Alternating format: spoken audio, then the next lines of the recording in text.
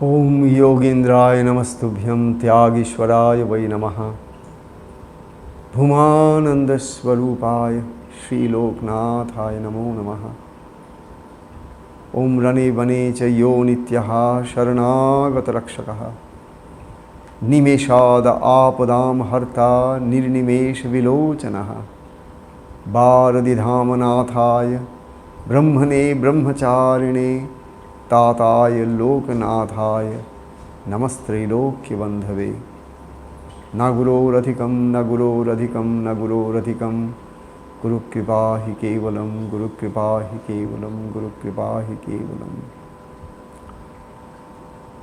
For the first few seconds or minutes, I want you all to, those of you who are here with me this beautiful evening, I want you all to possibly collect yourself. Let's call this a centering exercise, because you'll agree with me that most of us, most of the time, in our unconscious autopilot state of mind, we basically are all running our show by default. It's not that we do things consciously. The whole exercise of centering is basically around the thought that today or tomorrow I need to awaken into a state of awareness. Because the more aware I am about who I am, the more I am in higher field of energy, higher dimension of vibrations. And I am in a position to kind of get tuned into higher frequencies that pervades this whole universe, this room, this space where I am.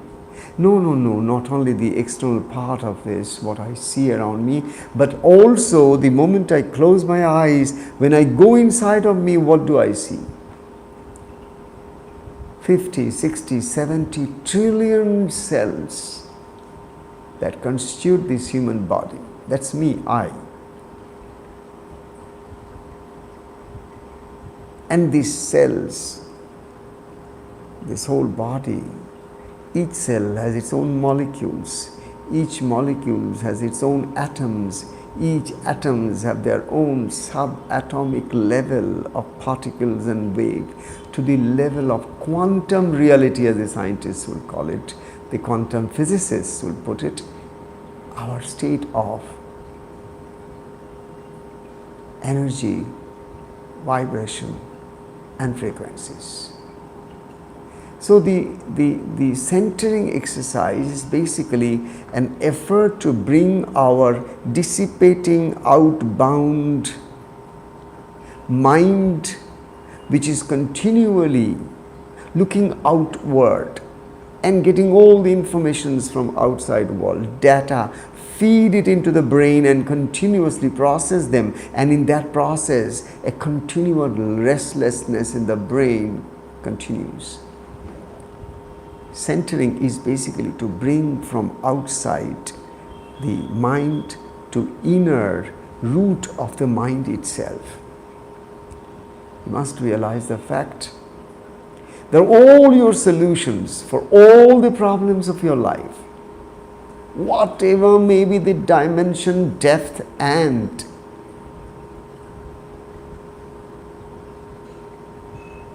the threat that is, the pain that is, the agony that is in it, they can all be taken care, provided we tap into that resource by which, tapping which, the yogis of our land, the saints and sages of our land, or for that matter, all over the world, where they really could lead themselves to that world of light. I'm not talking of everybody for sure. Very rarely it happens that a human can reach to the dimension to go beyond the mind to the realm of energy, vibration, frequencies. Otherwise, people are bound, shackled, chained to what? To their concepts, to their understanding, to their perception, to their notions, to their philosophies, to their opinions. These are the bondages of every human soul on earth. If somebody challenges your opinion, you are in pain. If somebody appreciates your opinion, you are in pleasure. That's all is life. So our mind is nothing but a continual play of pain and pleasure pendulum. And that's where we are. That's where we are. So basically try to follow this. There has to be some small pauses and patches of times when you could just stop your daily, typical, by default running of your machine that your human body is, to a state of awareness, consciousness, mindfulness, heartfulness, to a state of gratitude and love in unity consciousness with the whole of the universe. This has to happen. Today or tomorrow, we all have to awaken from our sleep or the slumber of ignorance that someone, something in the external world will possibly bring some solution by which my present problem will be taken care, sorted out. No. Your present problem is the problem that has been created by your past problems. Your future problems are being created by your present problems today. Because every problem that is rooted to a particular problem state of your mind can only breed problems. See it hindsight, you talk about it in past tense. See it frontal, you see it as future. But the point remains, we are continually manufacturing these problems of our life in our unconscious, unaware state of mind. The Vedanta of Bharat, it only brings into light this basic fundamental reality of human life, that you are indivisible, you are one and only, you are unique, you are unparalleled. You are that one, non-dual reality, and that's your Atman or the Paramatman. And this Atman which you are is inseparable, or is possibly the same, like a drop of the ocean is the same as the ocean itself. Centering is bringing your consciousness from the outbound practice of the mind to gradually give a practice to the mind. Come home, my child, come home. Let us go inside of us to just calm ourselves, to breathe consciously, to breathe mindfully with awareness. And as we breathe mindfully, as we breathe with awareness, what happens is that naturally the mechanics of the brain is this: the moment the brain or the mind or the consciousness is united with your breathing, a magic happens. You start to gradually settle down. It's almost like in a pond or a tank or a pool. If you take a small stone and throw it, yes, initially it creates a splash, action and reaction.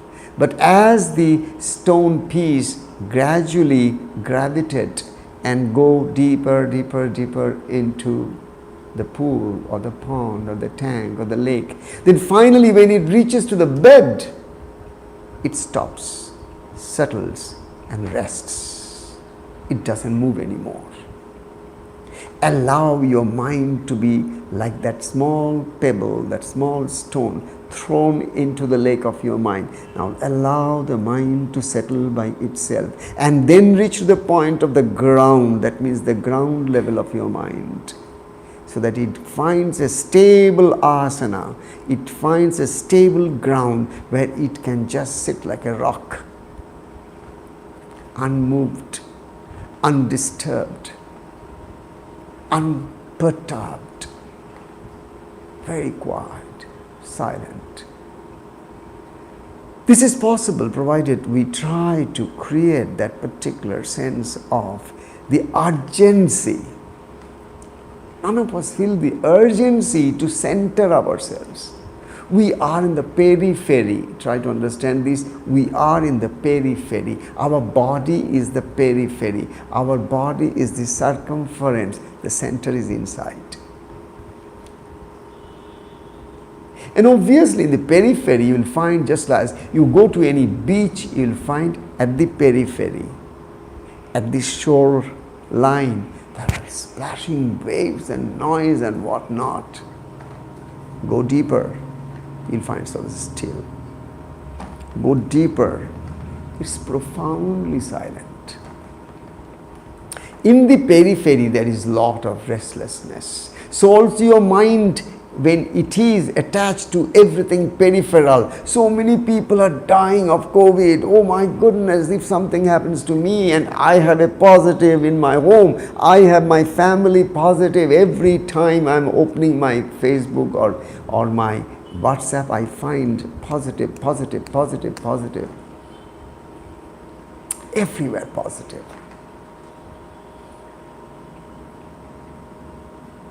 Now what do?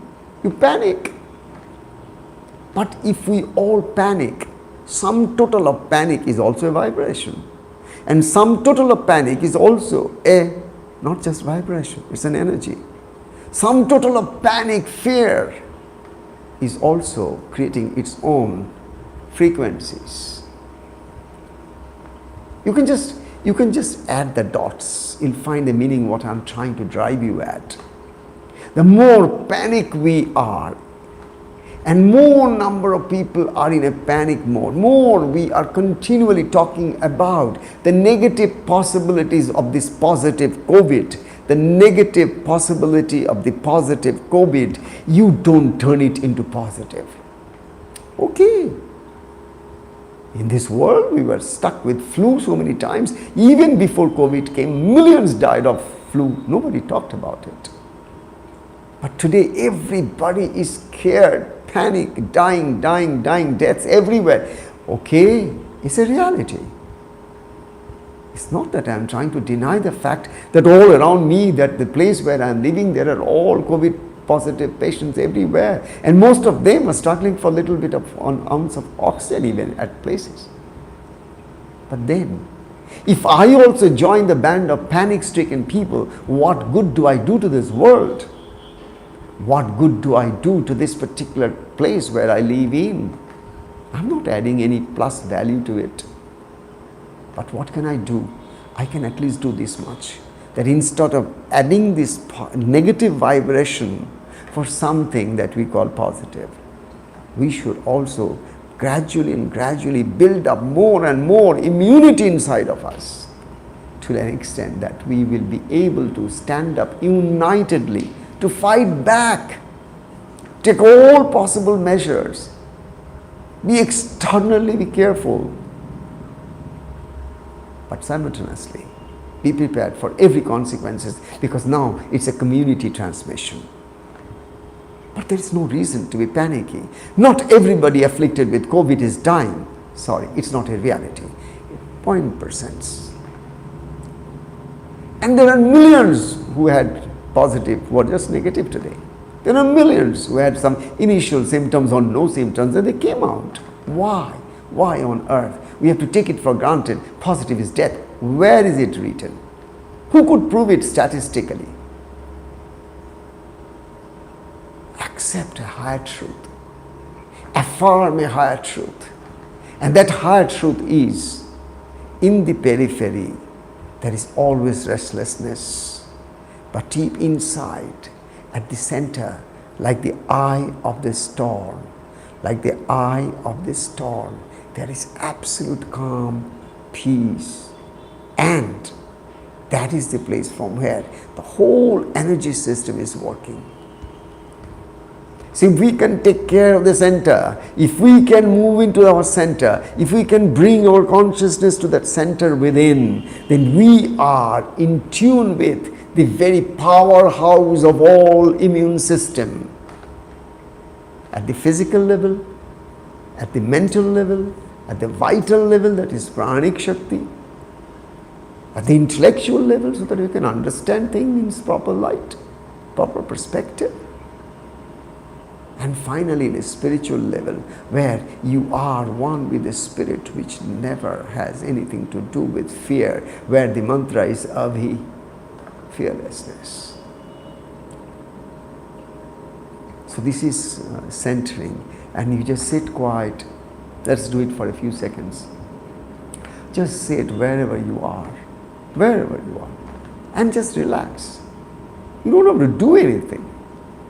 The practice is one of awareness. You're just trying to be aware of who you are. Your physical body, your mind, that means your mental body, your prana, that's your vital body. Your intelligence system is working, your intellectual body. The Annamaya, the Pranamaya, the Manomaya, the Vijnanamaya. These are different sheets.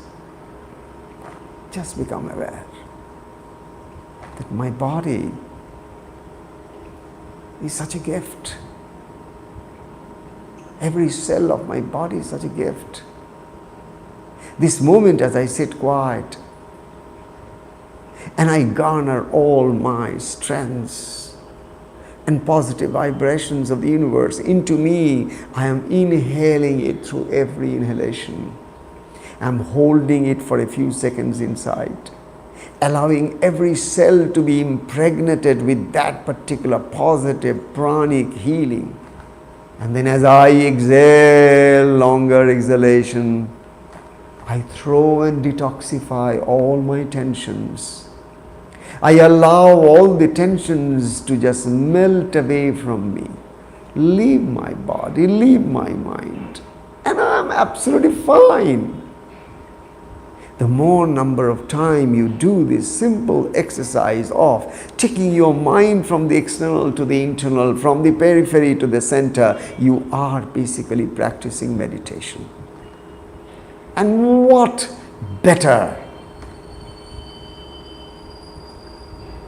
thing that is available in the world than self-healing? By your mind, you have created the problems. By your mind, you can heal all your problems. Mind is the gateway to both hell and heaven, to all the divine and to all the devil. Where we are investing our energy, that decides everything. Stop. Pause. I think I'll come to that particular question that has been asked to me today, so that by the time it is coming to time, let me see. There was a question.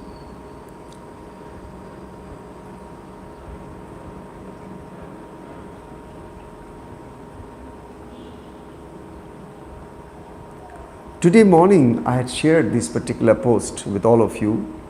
My experience tells me, other than very advanced souls, attaining peace and bliss, try to understand this shanti and bliss, ananda. I have not asked about happiness. I have not talked about pleasures. That's available everywhere.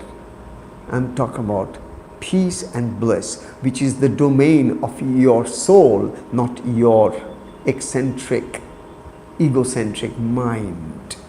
Peace and bliss, they are the light of your soul, spirit, Atman. They are like the radiation of the Brahma Shakti. What is it? Advanced souls, they are the only ones to be left out. My experience tells me that other than very advanced souls attaining peace and bliss with pursuit of materialistic ambitions and desires is not possible. If somebody is highly materialistic and continually pursuing the path of materialistic attainment, success, more, yes, such persons can attain great success in the materialistic world. But you can be rest assured, when the mind is drunk with ambitious excess, when I express this particular feeling of mine, I have seen many people who suffer with this excess ambition, which again completely like OCD, obsessive, continually thinking about how you can add more and more number to your bank balance, how you can do this and you can do that and prove to the society that you are a great success. In that pursuit, your mind is so soaked with materialistic vibrations, and your frequencies accordingly fall into the zone of the lower levels of gravity. You can't levitate. That's what I meant in my next words. When the mind is drunk with ambitious excess, it cannot fathom the subtlety of spiritual reality. Because in order to understand the way, the matrix of this world, how this universe is running, how is it governed, how millions of galaxies, how meteors are coming closer to the earth and then just moving away without just hitting the earth. What is this whole system, how these galaxies, how this whole universe is working? It's unfathomable for those who are only materialistically bound. But there is something beyond what science can fathom into, and that only the science of the soul, the spirit, which is a very subtle world, where the scientists go and take a jolt and can go beyond that point. That's exactly what I wanted to share with you this morning. When the mind is drunk with ambitious excess, it cannot fathom the subtlety of spiritual reality. Yes, you can have some occasional high, but it will not sustain. Yes, I have seen thousands of people all over the world where they say, I had this experience, I had that experience. I'm saying these are all euphorias. Euphorias can be created out of drugs, alcohol, any of the substance. But euphoria doesn't last long. It doesn't sustain. Euphoria is easy. Sustaining is difficult. Yes, you can have occasional high, but it will not sustain. Sacrifice is a must. You can't. Finally, I wrote, you can't have both. That means you can't be enjoying everything of the materialistic world and at the same time, name, fame, money, everything, and at the same time have a healthy body, healthy mind, healthy everything. It's not so easy. I am told, I don't know, I could be wrong, I'm told Michael Jackson, one of the most celebrity of celebrities in the world, thousands would possibly die if he dies. That was the state when he died. Such a person had some bunch of doctors from the world who'd examine him every morning to make sure every bit of his body is working perfectly in order with healthy norms. And each doctor was paid high amount of money to make sure that he never dies. This is all materialistic. This is all, the protection that you're talking about is meant from the materialistic point of view. He wanted to make sure that the best of the doctors, the best of the medical facilities, best of the science and best of the materialistic stuff of life, because he had total access to it as a celebrity, earning billions, could live long life. But he could not. He died at a very young age. No doctors could make it happen. My point is this. Yes, you can have some occasional high, but it will not sustain. sacrifice is a must.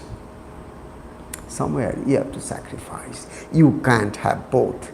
And finally, I wrote one word, period. That means I don't want to talk anymore on this, because it's my experience. If anyone wants to deny, defy, and poo-poo my thoughts, most welcome. Take these words and trash it in your trash bins of your house. I have no problem, because I don't own any ownership to these words. These are just my experience of life. And I don't want to impose this on anybody in this world for that matter. Why? Everybody has a right to have his or her own experience based on his or her own life and life's journey. I had my own life's journey. You have yours. Your child, if you have one, will have his or hers. Every one of us have our own unique life's journey. Everybody is a beautiful story, unique story, unparalleled story. So this is it. Sacrifice is a must. So out of this, one question came to me.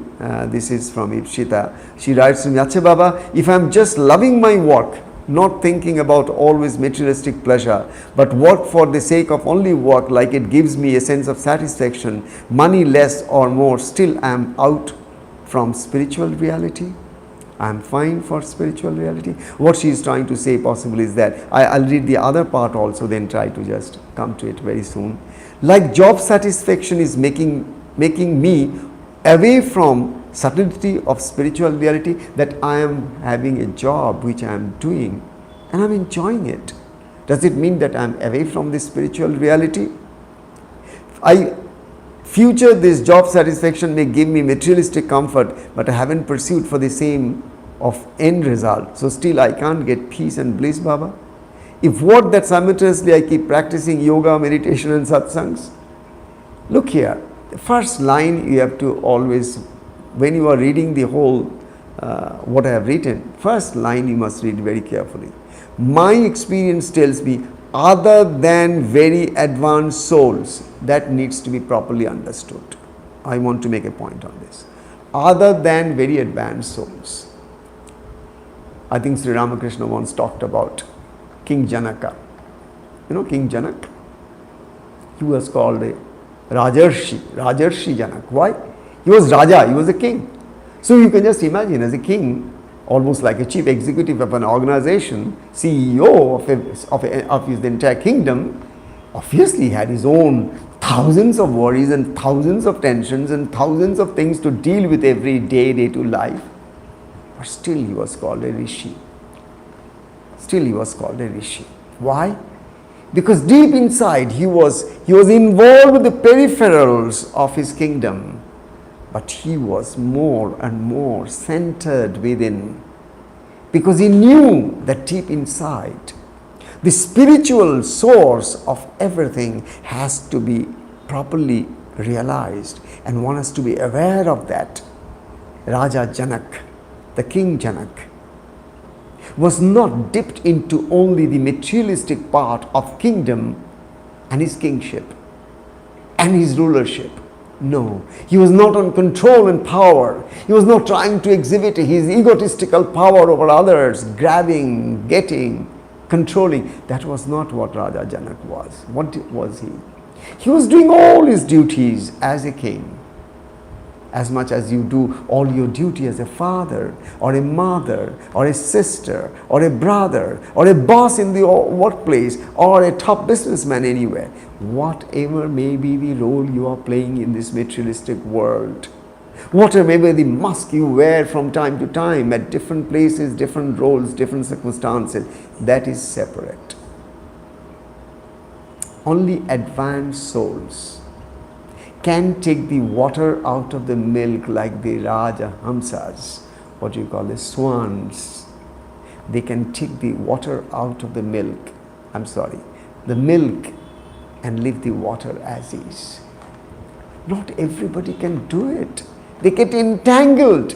The more you get into materialistic stuff, the more entangled you become, more enmeshed you become. You'll find that go into any corporate setting, Just think about it. I'm just giving you an example. Get into any corporate job.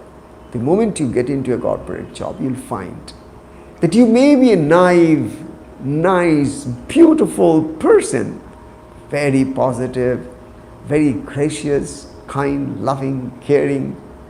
But when you go to that place, you find you are surrounded by sharks, vultures, different snakes and scorpions. You've never had a feel of it previously.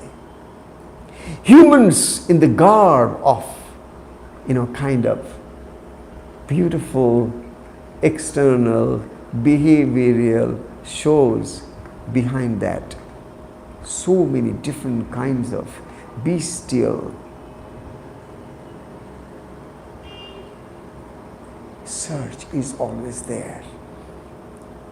That's the reason in a corporate place, when a good person goes, they can't go rise high, because one has to be into politics, so that one can prove oneself.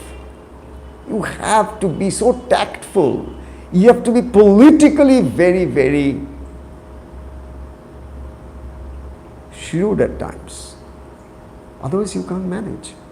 The entire system is such, our society is such. My point is, as you go higher and higher, try to understand this, as you go higher and higher in the ranks and files of your own ambitious achievements in your world of work, business, whatever it is, you'll find that your mind gets more and more engrossed, because you start investing your intelligence and your emotions into those materialistic stuff of life, and as a result you find it all brings back materialistic vibrations into your brain and stuffs it with all kinds of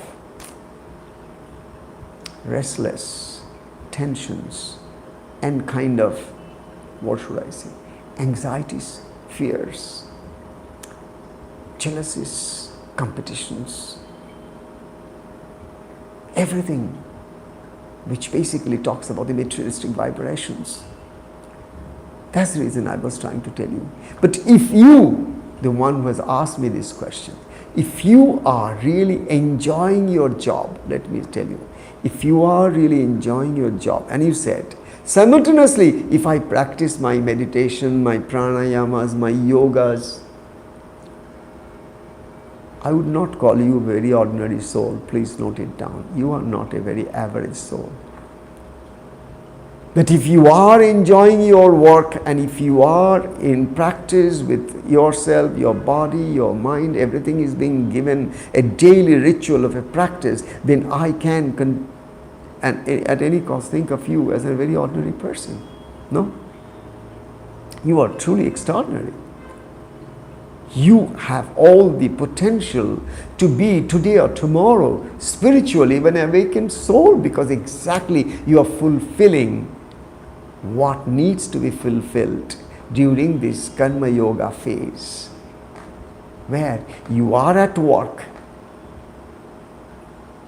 but you are at the same time with your yoga, pranayama and daily regular meditation practice, you are able to be more mindful.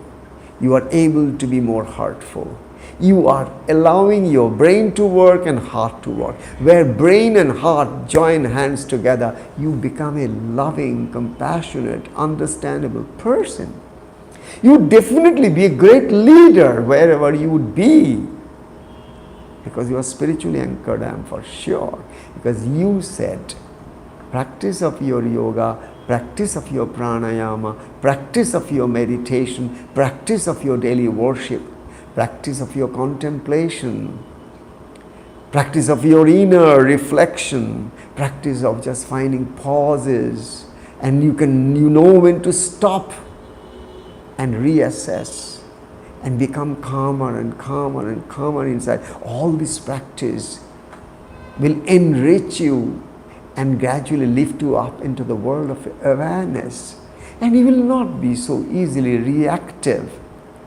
You will not fight with anybody as any other ordinary humans on earth would do. You will be absolutely more understanding.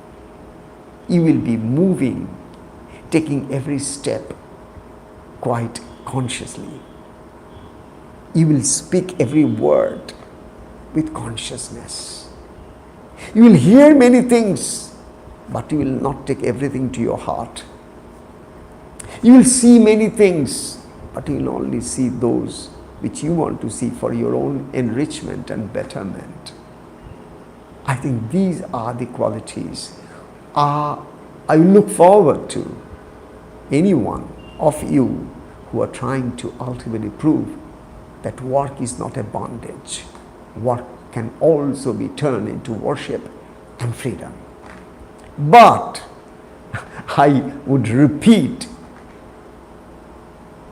a soul has to be quite advanced for this, because none of us are ready for sacrifices. We are so much control freaks. We so much want everything to be our way.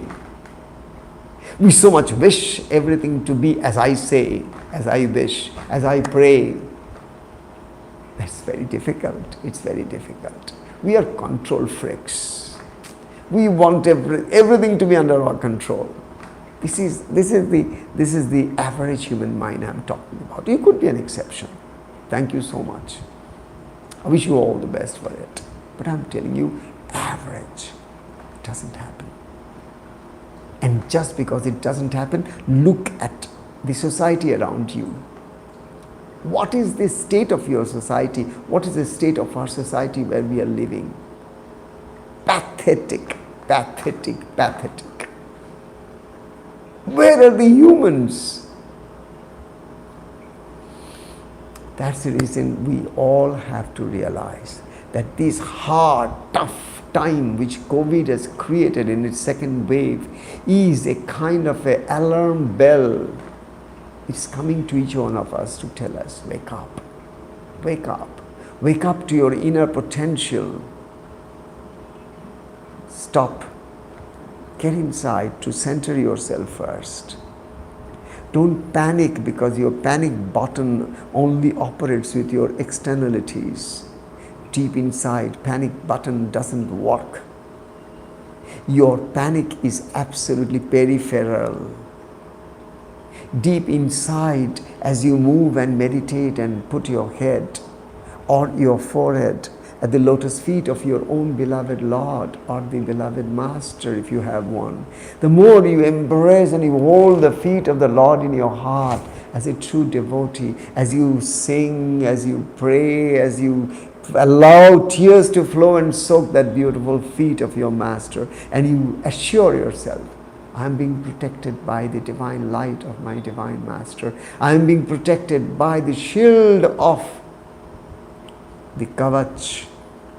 That is my Ishta, my Guru, my Lord, my Master, the universal energy, the ultimate infinite healing energy is encircling me. So I have nothing to fear, no way. As you keep assuring yourself, you are centering, and as you center, I can assure you, you are gradually learning the process of how, being in the world, you will not be worldly.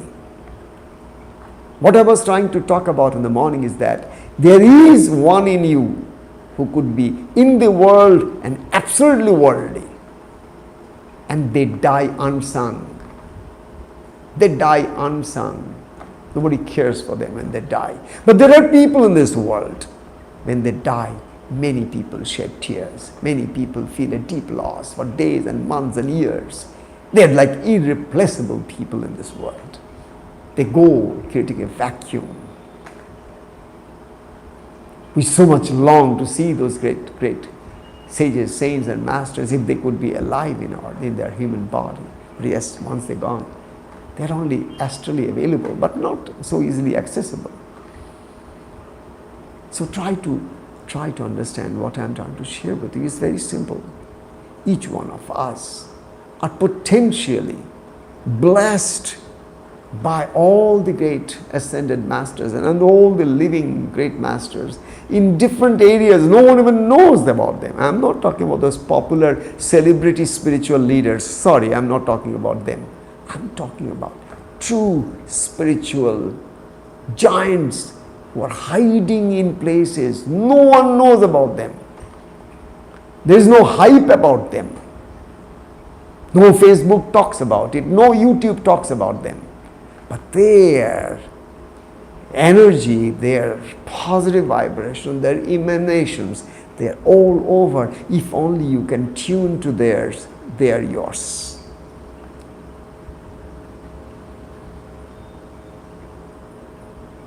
You can be in the world. And you can rise to a state where you will not be worldly. And these are advanced souls. Others, they have to strive to go through the different experiences of their material ambitions, cling, gasp, and just move on and struggle, fear and die. This is the normal course. My heartfelt prayers to the Lord is that you who are listening to this, I'm just directly talking to you. In your soul is the same potential as it was in Swami Vivekananda. In your soul is all that is there in the very heart of your own Gurudev, if he is alive or in the astral world. Same potential, same power. The only thing is that you have forgotten, they have not. So the more I affirm, reaffirm, confirm, reconfirm that deep inside my centered being, I carry all the powers by which I'm shielded. And then inside that, what do I see? A quiet, calm, silent zone of peace and bliss. You could be in the material world and be in peace and bliss. You could be in a world of your samadhi and you could be in peace and bliss. So my dear friends, keep practicing. Don't let one breath of yours go waste. Every breath can be a bridge. Every breath can be a bridge. Every thought watched can be a bridge to a thoughtless state. It's what you and I want. It's what you and I are ambitious about. Name, fame, money, social security, life, deaths, or our heart longs for that grace of the beloved, that grace of the Lord. And did he not say in the Bhagavad Gita, my devotees never perish.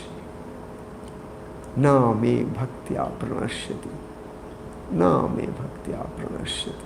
Na me bhaktya pranashyati. My devotee, one who has taken shelter in me, is never destroyed, never perished. Because he, she, they are all imperishable self.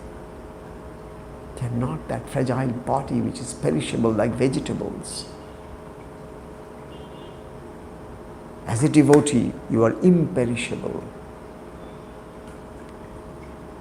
Because when you have offered yourself to the divine, then your body, mind, everything has been completely distilled pure, and in your pure real mind you are one with your Guru, you are one with yourself, you are one with the divine, you are one with fearlessness.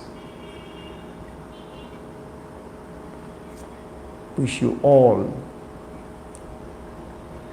these contemplative thoughts and meditative, quiet, silent states every day in between your busy schedules of the day. Try to catch moments and go inward and center yourself. Reach to the core of your being, because from your being your doings are happening. Go to the center of your being. The more you are in your being, the more your doings turn to be detached, dispassionate. Obviously, you'll become free tomorrow. Obviously, nothing can bind you anymore. Obviously, you will ultimately reach to the ultimate point of freedom from all bondages, Jivan Mukti. Prayers and prayers and prayers to the Lord that He brings peace to this world, can heal these thousands and thousands and thousands and thousands and millions of people suffering so much because of this virus. May we all continually pray and pray and pray and send forth healing positive vibrations so that the positive COVID becomes totally negative. Only your positive power can make it happen. Om Shanti, Om Shanti, Om Shanti.